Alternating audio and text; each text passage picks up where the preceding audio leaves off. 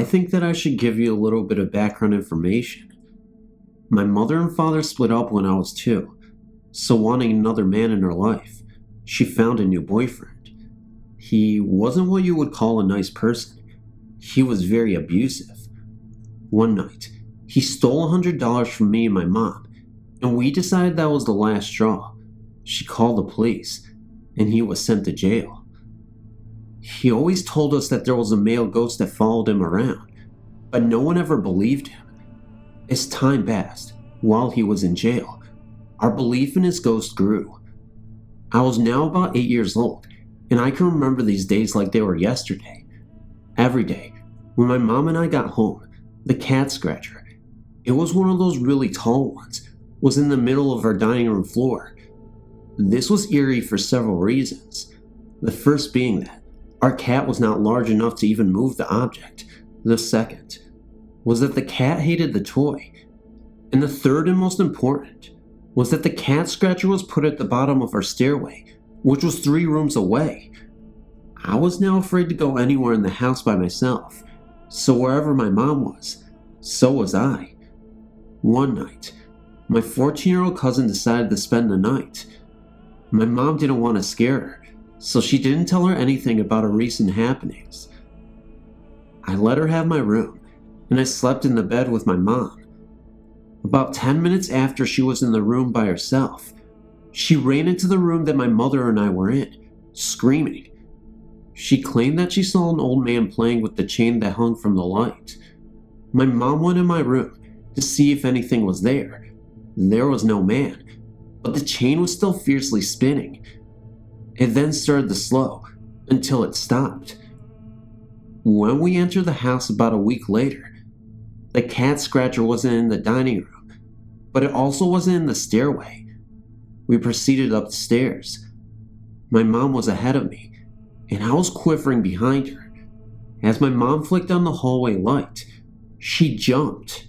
After I questioned her about what it was, I noticed it without her answer.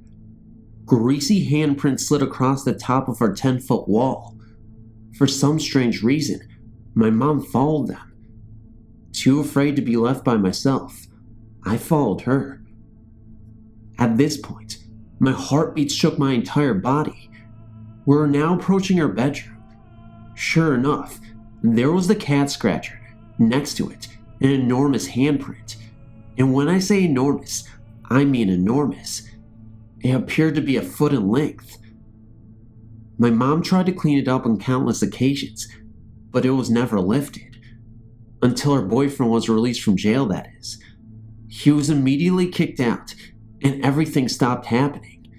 The whole thing was just kind of strange to me, because the next time my mom tried to clean up the stain, it disappeared, and nothing happened again. I swear to you this is true, but you don't have to take my word for it. This story is for you to believe, or not.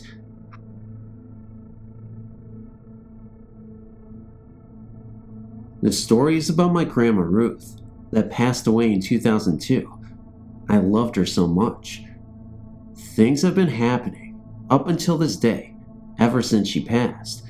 The strange occurrences that happened to me was that at the time, I was living in Portsmouth, Virginia, with my father. My grandma said that I could have her bed when she passed, so now I have it. This happened on a Sunday. Me and my other grandma was going to church, but at the last minute, decided not to go. I went back in my room and lay down on my grandma's bed. That's when I thought I heard someone call my name. I knew it sounded like my grandma, but I dismissed it kind of. When I didn't respond to her calling me, I heard her calling me again. That's when I looked up, and she was sitting at the foot of my bed, dressed like she would always be, not how she was at the funeral. Now, this part I don't understand why she said this. She asked if she wanted to fix me something to eat. I was so startled, I screamed, and started to kick my feet like a child that was having a tantrum.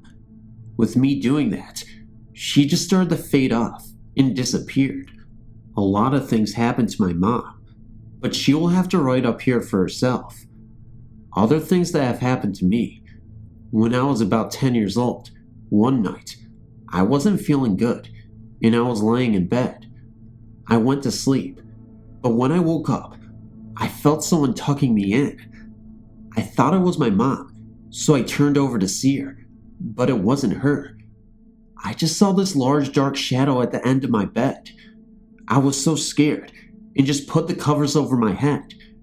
Now, this next thing that happened to me, I've been looking on all sorts of sites to see if anyone has ever had this happen to them.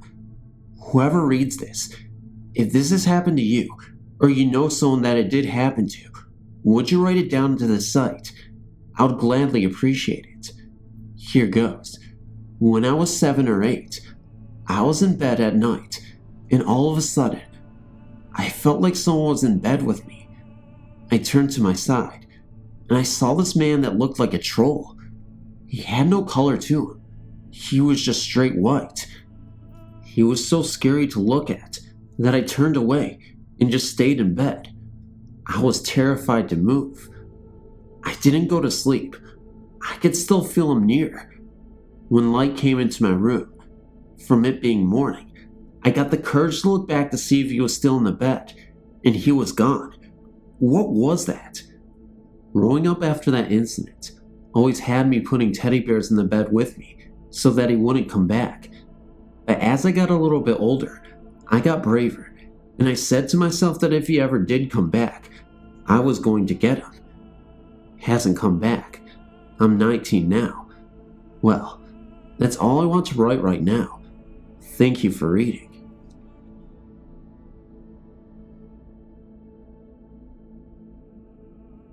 I would like you to hear about my horrible encounter with a ghost, or unseen being. We're on vacation in Oklahoma, visiting some relatives that I'd never met before. They lived in a thickly wooded area. That evening after supper, and the sun had started settling, my mother and I decided to go for a walk and enjoy the beautiful new scenery we were in. We had been hiking for 20 to 30 minutes, so we were several miles from the house. Suddenly, a breeze swept over us, and before us was a small pond. I looked over into the water and saw a bright face staring back at me. I know that it was not my reflection. I jumped back and turned around, and my mother was nowhere around. I began yelling and calling out to my mother, but got no response. I finally got back to my relative's house and ran in. I asked everyone if they had seen my mother, and no one said they had seen her. This alerted my relatives because they had 100 acres of wooded area, and there were snakes and other dangerous animals, and the sun had already set. Me, my uncle and his wife, and 2 of my older cousins headed into the dark woods, all carrying flashlights. We walked towards the pond and hoped she'd still be nearby. I looked up, and behind 2 trees was a bright shining light. I walked towards the light and looked behind the tree. There was the same person I had seen in the water, but he wasn't easy to see.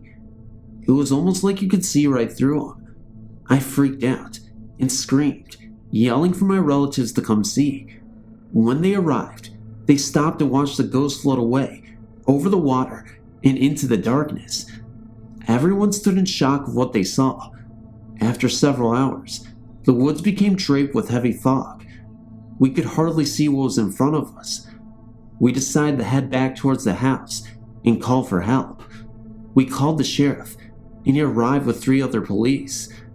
All night long, we spent looking and scanning the dark pond water. No sign of my mother. I was so worried. Oddly, no one mentioned to the police what we had seen earlier. I didn't know whether or not to say anything. I did not want to seem crazy to the police, but I wanted to do anything to find my mother. I asked my older cousin Charles if we should say anything about the sighting. He shook his head and said, "Come on, we didn't see anything. That was probably a firefly." I was totally confused. I knew I'd seen a person's face in the water, and then again behind the trees. I knew that everyone else had seen it too. I finally said, "Sheriff, I think there is someone or something in these woods." Then he asked me to explain what I had seen. At sunrise, The family decided to go back to the house and let the police continue their search. I was hesitant, but my family talked me into coming home with them. We walked into the house, and I sat down at the table. My aunt made me hot chocolate and asked me if I was alright. I couldn't believe what I had seen, and everyone else had seen, and no one was talking about it. I was confused and started hoping that this was all a nightmare. I drew myself a bath and climbed in. I cleared the vapor off the window and just stared. I didn't even know what to do. I wanted to feel hopeful, but the demonic stare of the ghost haunted me. I didn't have a good feeling. I kept imagining horrible things happening to my mother. I cried and rubbed water over my face. I prayed that God would help us find her. Several days has passed, and no sign of my mother. A missing persons report was made. I was starting to lose all hope. I felt like I had lost the most important person in my life. I wanted to go look for her myself, but the police refused to let anyone else into the woods. Late that night, I heard some footsteps. It kept coming closer. And then I saw a bright light at my door. The door slowly opened, and the same face was standing there. It scared me, and I screamed. It came at me fast and suddenly, and I felt a burning sensation over my body. Then it felt wet. I couldn't breathe. My throat felt like it was closing. I woke up in a hospital bed. My aunt was asleep in the chair next to me. I looked up at the end of the bed. I was so confused. I couldn't remember how I got there. My aunt awoke and told me that I passed out the night before and they couldn't wake me. They said I had bruises all over my body and hand marks on my throat, like I had been strangled. Oh my God, it was the ghost from the pond. My aunt looked at me strangely, then ran to hit the nurse button. She looked down at me and said, "Honey, you have been through a lot of stress. You need to relax. We found your mother. She can't remember anything, but we found her lying next to you. She's here in the hospital too, only 3 rooms away." What? I want to see her now. I got up and ran to the hall, but was stopped by 2 nurses. "You have to stay in bed, honey," they explained. I sat down and told them that I needed to see her. They began injecting me into the arm with a shot. I started to panic and asked my aunt what was wrong with me. Then I got very dizzy and relaxed. I woke up to a nurse bringing my dinner. She brought 2 sedatives and a glass of water. I asked her where my mother was, and they said the police were investigating her. Then she came into my room and slowly walked over to my bed. She put her hand on top of mine and asked me if I was feeling okay. I asked her if she was okay, and she told me she was fine. She just doesn't remember much. I asked her if she remembers our walk from the night we were out on a walk together. She said she did, but didn't remember what happened to her after that. I asked her if she saw the face in the pond. She said no, nothing at all. Still to this day, no one knows who or what happened the night of my mother's disappearance or her reappearance. No one knows what really happened. No, don't laugh, but I believe that a ghost had taken her. I don't know why or what he did it for. It could have just been an evil ghost causing chaos. Police think there's someone behind it, like a kidnapper. And when he tried to return my mother, he saw me and panicked and tried to even kill me. The police had me describe the man's face that I saw. They have yet to find a person. I wish that I knew what really happened that night. It would answer so many questions for me.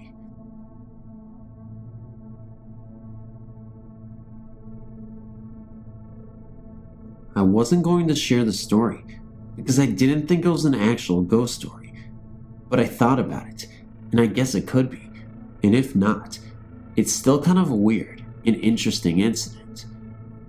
When I graduated high school in 1998, I went up to Ohio to visit a friend who graduated a year ahead of me and went up there to go to college.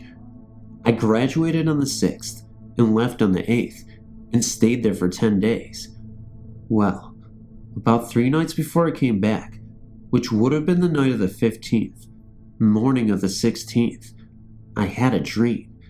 In this dream, I woke up in my bed back home, and there was this man sitting on my bed. He had dark brown long hair and was clean shaven, wearing a white robe. I was kind of startled at first, then it turned to curiosity. I asked who he was. He says something like, "You know of me, but don't know me," and then goes on saying how we are alike and that he would be the same, and just a bunch of stuff like that. I was still confused because he never said who he was. He was telling me not to worry, that everything will be okay, and just a bunch of stuff that I couldn't figure out. Well, to make a long story short, I just passed off the dream as a weird dream. That was until I got home. I told my mother about it, and she asked when was the dream, and I told her the night of the 15th. She had this weird look on her face, and then showed me this letter. It was dated June 16th, 1998, and it was a letter she wrote to a brother that was born before me and died after he was born. I knew about him, but never knew the exact details like his birthday. She thinks that it was my older little brother coming to visit me on his birth and death day, and when I heard that, then it all started to make sense.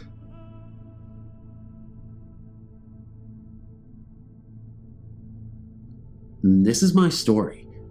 After all the stories I read, I wanted to tell my own. It was 1990.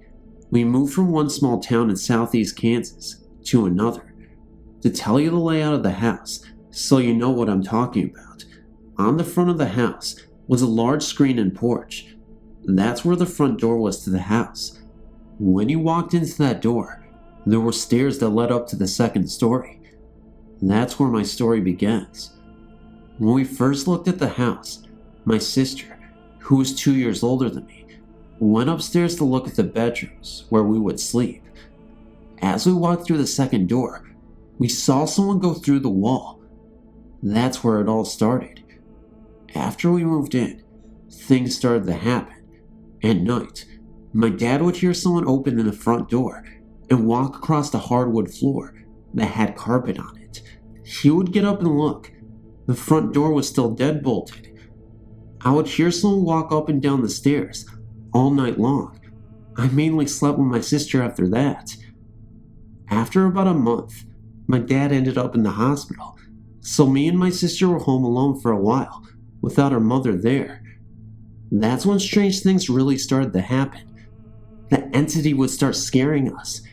It would knock on the back door, open, and slam the cabinets closed. Walked across the upstairs floor, slamming doors. Our poor dog would not even go upstairs. It would sit at the foot and bark and whine. To make a long story short, after my dad got home from the hospital, the thing tried to smother my mom to death. My mom always slept on her stomach.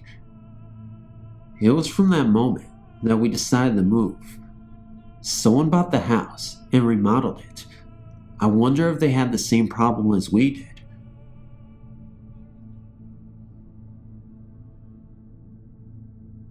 My sister and her family lives in a place that appears to be built on a graveyard. There are stone markers all over our yard. Yesterday, I was over there and accidentally knocked over a large marker and attempted to write it. I could not budget to get it back in its place, and yet when I visited today, the stone was more erect and there was no signs that it had ever been otherwise. My sister also spoke of a lady that used to live there in the 1800s. The lady's name was Kathy. Reported to me by my sister, Kathy told her that she was glad to have a family living once more in the house. My mother has reported feeling someone patting her on the back, and no one actually being there. I personally have seen a white form in the house, and a darker gray form, speeding by the window. After bolting the door to the crawlspace to the attic securely, the door opened by itself. That happened just yesterday. My brother-in-law reported that when he went into the attic via the crawlspace in order to access the roofing, He was pushed down and fell out of the attic. About a month ago, while my sister and her husband were asleep in bed, a small air conditioner that was securely bolted into the window was thrown inward into the bedroom floor. My sister has also reported an instance in which Kathy told her of a hanging suicide that occurred in an old barn structure on the property. My sister was also told that there was an evil person buried on the property underneath a tree outside of her bedroom window. These are honest statements made by various people with no mental delusions or anything that will indicate a separation from reality state. You may believe me or not, but the choice is yours. Woo! It's Phantom, and he's back to bring you more stories. That's why he said woo, to express his enthusiasm for the moment. And if you're like me and you like Phantom, just go woo in the comments section. Or do the woo woo wawa pedal thing. I don't know what that means, guys, obviously. Anyway, guys, just ignore what I was saying. If you like me, that's fine. Just, reflect that in the comments section below. Don't do anything I tell you to, because I'm not the right example to set example for people, and I'm just saying that because I have no idea what I'm saying. In other news, if you like, share, comment, and subscribe, it'll definitely help the channel to grow, and it might introduce more people to this channel, and you guys may see more of a wacky side to me. A happy wacky side, if you know what I mean. No, but seriously, guys, they actually might see the trailer, which if you guys haven't seen my newest trailer that I dropped yesterday, you should definitely go check it out. It's kind of crazy. I tried to make it seem more cinematic, and I'm not going to edit out the part where I messed up, but if you want something really zany and crazy and messed up and weird and also kind of dark, but also humorous, then you should totally check that out. But anyway, guys, I gotta go. So, comment, like, share, and subscribe. It's built into my head. I can't stop saying that for some reason. I shouldn't have said that more than twice. Now you guys are going to reprimand me and be like, oh no, you shouldn't be saying comment, like, share, and subscribe. How dare you on your channel? But anyway, guys, you know how much I love you, and I'm glad to be back once again to deliver you more content. Adios. I am a man.